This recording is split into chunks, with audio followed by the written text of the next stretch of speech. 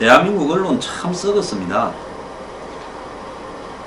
부자 정세한다고 대기업과 돈 많은 사람한테 받는다고 그렇게 비판하는 언론들이 그거 좋습니다. 비판의 관점이 옳은 부분도 있을 수 있어요. 세금을 굳이 돈 많은 사람들에게만 받는다라는, 더 받는다는 그런 인식을 심어주는 문제에 대해서는 저도 일부는 공감을 합니다. 그런데 돈 많은 사람은 언론의 기사에 등장을 잘 하지 않습니다. 지금 이 국정농단이라고 부르는 사건의 재판에 관해서 이제 이 심리가, 마지막 심리가 이제 끝난 것 같습니다. 이재용 부회장이 나와서 정언도 하기도 해서 어제도 했죠. 화제가 되었는데 지금 가만히 돌아가는 걸 보면 이재용은 지금 박근혜 전 대통령한테 다 떠넘기고 자신은 박 대통령이나 그 정권에 이 제일모직과 삼성물산 또 기타 등등의 청탁을 한 적은 한 번도 없고, 한마디로 일방적으로 성마 지원 요청이라든지 뭐 또 재단에 돈 내라는 요청에 대해서는 들은 바 있다. 물론 이재용 부회장은 성마에 대해서는 언급을 했습니다. 근데 뭐 지금까지 나온 재단에 관한 이야기들을 보면 뭐 좋은 일을 한다고 협조해 달라고 요구해서 줬다. 성마 지원 요청도 공익적 차원에서 이야기를 했다. 이렇게 말을 합니다. 그러면서 독대 상황을 이재용이 밝혔는데요. 박 대통령과요. 한때는 서로 관계가 좋아서 여러 가지 이야기를 하고 도움도 서로 줬을 겁니다. 그러면서 도와주는 사람은 국익이라고 애써 생각하려 했을 거고, 도움받는 사람은 내가 그냥 도움받나, 그래도 나도 쓴 게 있으니까 도와주겠지, 서로 생각들을 하고 서로 윈윈 했을 겁니다. 그런데 이재용은 2014년 9월, 2015년 7월, 2016년 2월 세 차례 박 대통령을 독대했는데, 그때 이 박 대통령이 정유라에 대한 성마 지원을 요구했고 이재용 부회장이 이를 주장했다고 특검이 이야기를 하니까 이재용은 1차 독대에서 정유라에 대한 언급이 없었다며 대통령의 성마 지원 요청을 공익적 차원에서 한 것으로 이해했지 사익을 위한 것으로 생각 안 했다라고 이야기를 했고, 독대도 5분이라서 짧아서 듣기만 했다.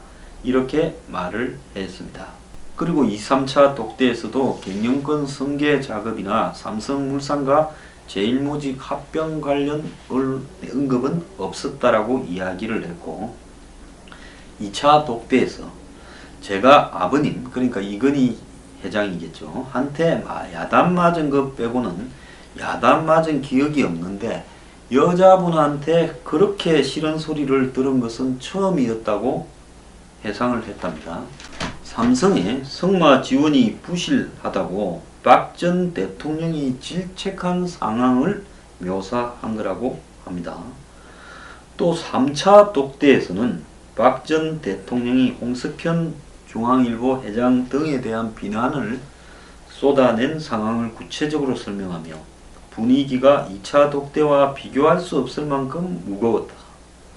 그래서 경영권 승계 이야기를 끄집어낼 분위기가 아니었다면서, 근데 당신 밑에 있는 삼성전자 사장이 하는 성마협회 회장한테 이 성마 지원을 더 해라고 이야기를 하지 않았냐 하니까 스포츠 지원을 1년에 1,몇백억을 하는데 조금 더 한다고 문제가 될 게 있을까 이런 생각을 했고, 웬만하면 해주는 게 어떻겠느냐, 방법은 알아서 하라 했고, 재판부가 대통령의 성마 지원 요청에 신경을 안 쓸 수 없는 상황으로 보인다.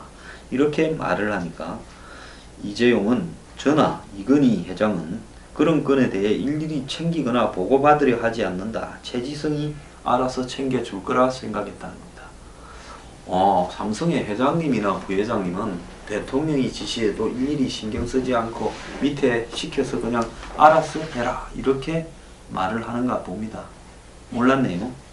그래서 이 높은 분이 재판받는데 방청석에서 웃음소리가 터지기도 했다 합니다. 자, 앞서 한겨레 신문은 2일 이건희 회장 건강 상태 양호하다라는 제목의 단독 기사에서 참 대한민국의 진보가 아니고 한심합니다. 어떻게 이런 기사를 쓸 수 있습니까? 삼성그룹 사정을 잘 아는 핵심 관계자의 말을 인용해 저거가 보고 듣지도 않았으면서 삼성그룹을 잘 안다라는 사람의 입을 빌어서 3년 전 쓰러진 이건희 회장의 건강이 양호한 걸로 알려졌다라고 보도를 했습니다. 2일자 조간지면 17면에 이건희 회장 휠체어 타고 병실 복도 오고 간다라는 제목으로 썼다고 합니다. 그런데 참 세상은요, 이 뻥 치면 다리 뻗고 못 잡니다. 한겨레가 이런 보도를 하고 나니까 그날 이재용이 지 입으로 아버지 살아 계실 때라고 말을 했습니다. 한간에는 이건희 회장의 건강이 회복 불능 상태다라는 이야기가 퍼져 있고, 그러면 아버지가 여기서 돌아가셨는가 안 돌아가셨는가가 왜 중요한가 하면 사실상 아버지가 돌아가신 상태인데도 살아있는 것처럼 하고, 예를 들어서 아버지가 살아있을 때 내가 경영권을 승계하는데 유리한 입장이 되고 내가 이 산하 회사들의 지분을 이렇게 많이 가지고 또 내가 점유력을 높이고 더 나아가서 상속세나 증여세를 낼 만한 부분을 줄이기 위해서 작업을 해 놓는 것과, 아버지가 완전히 돌아가셨다고 발표를 하게 되면 그때부터는 상속세 증여세를 내야 되고 내가 하는 모든 행동들은 다 한마디로 상속과 증여와 이후에 부사망 이후에 내가 지배력을 강화하기 위한 행동으로 바로 직결되기 때문에 그것은 엄청난 견제와 또 세금의 문제가 발생을 할 수밖에 없다라는 겁니다. 한국 최고의 부자에 왜 그런 문제가 생기지 않겠습니까? 그래서 할 수만 있다면 아버지가 돌아가셨다 하더라도 아버지가 안 돌아가신 것처럼 하고 그 사이에 여러 가지로 사부작 내 회사의 지분을, 지금 삼성이 서로 순환 출자 형태로 해서 쭉 엮여 있지 않습니까? 삼성물산이 이런 순환 출자의 핵심 고리 중에 하나인데, 그리고 삼성전자가 하나인데, 내가 제일모직의 지분이 많고 이쪽에는 조금 작기 때문에 제일모직의 지분을 높여가지고 삼성물산과 합병해서 내가 삼성물산의 지배력을 높이고 또 삼성전자와 그 다음 단계로 합쳐서 높여서 내가 지분이 전체적으로 높아진 형태의 이 합병의 이익을 보는 형태를 만든 상태에서 일이 좀 어느 정도 정리되고 또 상속 정리나 이런 문제가 정리되었을 때 아버지가 돌아가셨다고 발표를 하게 되면 내가 많은 이득을 볼 수 있겠죠. 이건 가정입니다. 자, 이렇게 이재용이 이건희 회장의 신변에 대해서 아버지가 살아 계실 때라는 표현을 쓴 데 대해서 댓글에는 아버지 생사를 아들이 무의식 중에 인정을 해버렸네, 의미심장하네, 살아 계실 때라는 말이 아버지의 생사에 대해 저렇게 표현을 하다니 이 가족은 비밀이 많은가 보다. 이건희가 죽은 건가, 아들이 말 실수한 게 아니고 사실인가, 그것이 알고 싶다 이랬고, 아들이 저렇게 말했다는 거 죽었다라는 거 아닌가, 무의식적으로 튀어나온 말이 진실이다. 부친의 죽음을 의도적으로 은폐하며 상속세 안 내려고 꼼수 부리는 것 같은데 국세청은 뭐하냐. 그걸 말하면 어떡하니 멍청아. 이재용씨 본심인가요? 허허 무심코 튀어나온 소리로 보기에는 수상하네. 이런 이야기들이 있었습니다. 또 트윗에 이렇게 비꼬기로 유명한 한 사람은 이재용이 회장님 살아 계실 때부터라고 이미 돌아가신 듯이 말했는데, 이건희 회장이 형사처벌을 피하기 위해 멀쩡하게 살아 있으면서 쓰러진 척하고 있는 건 아닌지 병실을 압수수색해야 된다 이렇게 말했습니다. 이건 왜 그런가 하니 지난번에 있었던 그 성매매 부분인데, 경찰이 수사를 했다 해놓고는 이건희 회장의 몸이 이렇게 수사받을 상황이 아니라서 조사를 못한다라고 이야기를 했는데, 그러니까 이재용은 아버지가 이렇게 살아 계셨을 때라고 했으니 사실상 이렇게 돌아가셨다면 이 경찰이 수사할 수 없는 거고요. 한겨레 신문의 보도대로 이건희 회장이 휠체어 타고 왔다 갔다 할 정도가 된다 하면 경찰의 수사를 받아야 되는 거 아니냐. 자, 그런 이야기겠죠. 이렇게 비꼰 사람은 누가 뭐라 해도 이번 주의 화두는 이재용이 회장님 살아 계실 때라고 한 발언이라고 본다. 삼성의 편법 증여, 부당합병, 상속세 면탈 등 모든 원죄의 비밀을 풀 열쇠가 되기 때문이다. 이렇게 말을 했습니다. 그러면서 한겨레 신문에 따르면 이건희 회장이 건강이 양호하다는데 신임 공정위원장이나 국세청장, 검찰총장이 문병을 가야 안 되겠냐 이렇게 비꼬았는데요. 검찰은 이건희 성매매 불법 촬영 지시자를 구속을 이미 했죠. 지난 3월 8일에는요. 그러면 CJ에 있다가 나온 사람과 그 지인들이 했다고 지금 이렇게 하지 않았습니까? 그때 검찰은 그걸 촬영한 사람과 누가 시켰는지는 열심히 뒤졌지만은 성매매를 한 일 본질 자체에 대해서는 어떤 형태로든 조사를 하지 않고 끝냈습니다. 제가 이런 한국 최고 재벌에 대해서 뭘 안다고 보수 색깔 가진 분들 중에는 마치 자신이 삼성의 대변인이 되는지 이재용 씨 무슨 접근이 되느냐 좌파다 무슨 이렇게 비판을 하는데요. 자, 한번 보세요.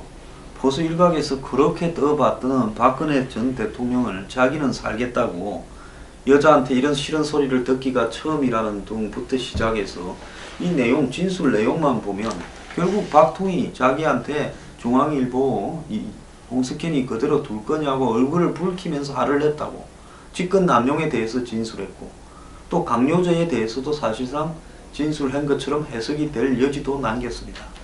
결국 본인은 빠져나가고요. 뇌물죄에서 물론 박근혜 대통령이나 최순실의 뇌물죄가 없어진다 하더라도 박 전 대통령의 강요죄나 한마디로 직권 남용에 대해서는 정언을 한 셈이라고 저는 봅니다. 그러면서 한때 자기와 한테 잘해준 전 대통령한테 여자한테 이런 싫은 소리를 처음 들어봤다고 이야기를 했고 그 와중에 하늘은 공평해서 한겨레라는 한국 최고의 진보 신문이 이건희 회장이 건재하다라고 휠체어 타고 왔다 갔다 한다고 뭔 의도가 있었으니까 이런 보도를 의도적으로 이재용 재판 출두하는 날 했겠죠. 근데 이재용이 재판성에서 아버지가 살아 계실 때라는 실언을 함으로써 지금 한겨레 신문 보도가 좀 쪽팔리게 되었습니다. 대한민국의 진보라는 것들도 다 뻥입니다. 왜 그러는지 제가 알고 있지만 다음에 이야기를 하겠습니다. 여기서 중요한 것은요. 제가 문재인 대통령 당선되기 전에 삼성하고 관계를 이 노무현 정권은 삼성공화국이었는데 단절할 수 있겠냐 이야기를 여러 번 했고요. 그런 부분들을 단절하지 못한 채 간다면 노무현 정권 2가 될 수밖에 없다고 예고를 했습니다. 자, 아무 말도 안 하고 지금까지 밀고 왔고 청와대가 캐비넷 문건 공개하면서 마치 이재용과 박근혜 두 사람을 다 뇌물죄로 처벌할 듯이 쇼를 했지만은 제가 생각을 할 때 이런 청와대의 노력은 한마디로 공수표고 그러니까 한마디로 대포라고 봅니다.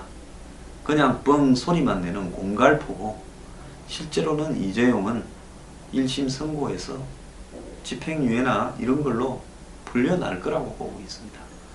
뇌물죄는 아니고 강요죄의 피해자처럼 되어서 나오겠죠. 강요하는데 안 줄 당도가 있냐. 그러면서 박근혜, 최순실 두 사람은 강요와 직권 남용으로 걸어놓을 겁니다. 그리고 더 얹으려고 지금 준비가 여러 군데에서 되고 있는 모양이 보이지 않습니까?